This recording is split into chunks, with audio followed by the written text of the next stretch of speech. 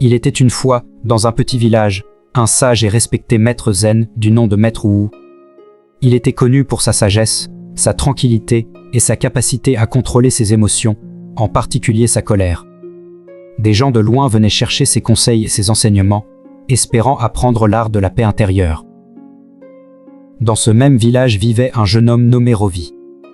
Ravi était connu pour son tempérament vif et sa nature impulsive. Sa colère éclatait à la moindre provocation, le poussant à perdre le contrôle de ses actions et de ses paroles. Ce comportement avait causé beaucoup de problèmes et de souffrances dans sa vie, car il regrettait souvent ses actes une fois que la tempête de colère était passée. Un jour, Ravi entendit parler de Maître Wu et de sa capacité à contrôler la colère. Intrigué, il décida de rendre visite au maître zen et de solliciter ses conseils. Quand Ravi arriva à la modeste demeure de Maître Wu, il trouva le maître assis paisiblement en méditation, le visage serein et imperturbable. Ravi s'approcha de Maître Wu et dit « Maître, j'ai entendu parler de votre sagesse et de votre capacité à contrôler la colère. Je suis tourmenté par cette émotion destructrice et je cherche vos conseils pour la surmonter. » Maître Wu ouvrit les yeux et regarda Ravi avec compassion. Il dit « La colère est comme un feu dévastateur qui brûle tout sur son passage, y compris soi-même. Elle obscurcit l'esprit, déforme le jugement et apporte de la souffrance, aussi bien à la personne en colère qu'à ceux qui l'entourent. Mais la colère peut être apprivoisée, mon jeune ami.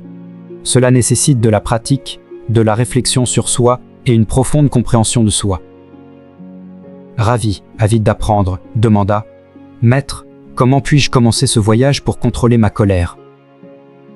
Maître Wu sourit et répondit « Permettez-moi de vous raconter une histoire, jeune Ravi. Il était une fois un grand guerrier possédant une immense force et une grande habileté au combat. Il était craint de nombreux, mais il avait un tempérament terrible. Un jour, il s'approcha d'un sage avisé en quête de conseils pour contrôler sa colère. Le sage accepta de l'aider, mais lui confia une tâche singulière. Il remit au guerrier un sac rempli de clous et lui dit « Chaque fois que tu perds ton sang-froid, enfonce un de ces clous dans la clôture en bois à l'extérieur de ta maison. » Le guerrier accepta le défi. Les jours se transformèrent en semaines, et les semaines en mois. Le guerrier se retrouva à enfoncer d'innombrables clous dans la clôture en bois, alors que sa colère prenait le dessus sur lui. Peu à peu, il commença à réaliser les conséquences de ses actes. Chaque fois qu'il perdait son sang-froid, il endommageait non seulement la clôture, mais créait également un fossé entre lui et ceux qui l'entouraient. Un jour, le guerrier retourna voir le sage et proclama fièrement « Maître, j'ai enfoncé d'innombrables clous dans la clôture en bois et j'ai appris ma leçon. Je contrôle maintenant ma colère. » Le sage sourit et dit « Mon cher guerrier, tu as en effet progressé, mais il y a encore plus à apprendre. » Il demanda alors au guerrier de retirer un clou de la clôture à chaque fois qu'il parviendrait à contrôler sa colère et à rester calme. Le guerrier suivit scrupuleusement les instructions du sage. Jour après jour, en retirant les clous, il ressentait un sentiment de libération. Enfin, le jour arriva où le dernier clou fut retiré et la clôture en bois se dressa à nouveau solide et intacte. Maître Wu fit une pause et regarda profondément dans les yeux de Ravi. Tout comme le guerrier, mon jeune ami, maîtriser la colère est un processus progressif. Cela demande de la patience, de la prise de conscience de soi et une volonté d'apprendre de ses erreurs. Vous devez faire de petits pas chaque jour, en choisissant consciemment de répondre avec calme au lieu de réagir avec colère. Ravi acquiesça, absorbant les paroles de Maître Wu. Il réalisa que son voyage pour contrôler sa colère ne serait pas une transformation du jour au lendemain, mais une pratique de toute une vie. Avec une détermination renouvelée, il demanda « Maître Wu, guidez-moi s'il vous plaît sur ce chemin.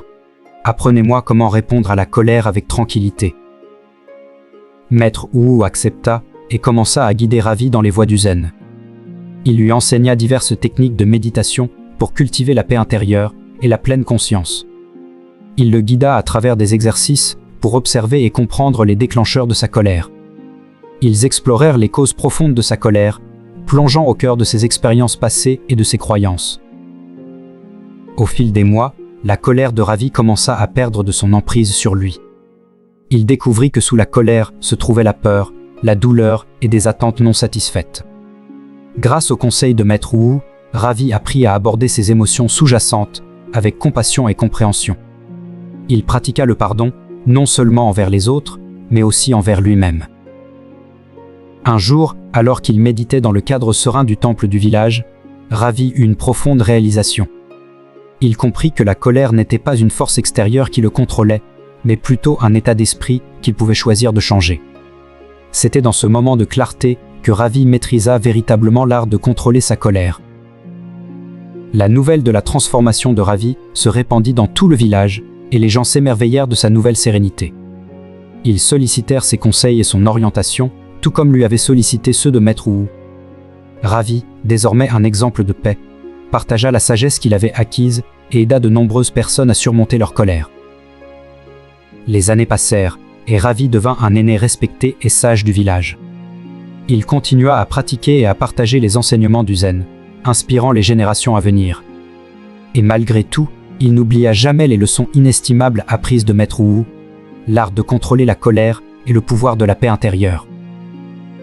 Ainsi, mes chers amis, souvenez-vous que la colère est un choix. C'est peut-être une émotion naturelle, mais notre façon d'y réagir est en notre contrôle.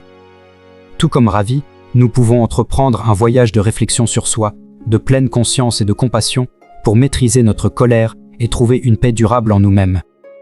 Apprenons de la sagesse des maîtres zen et aspirons à créer un monde où la colère est remplacée par la compréhension, l'amour et l'harmonie. La morale de cette histoire sur la colère est que contrôler notre colère est un processus progressif qui demande de la patience, de la réflexion sur soi et un engagement envers la croissance personnelle. La colère est une émotion puissante qui, si elle n'est pas maîtrisée, peut causer du tort à nous-mêmes et à ceux qui nous entourent.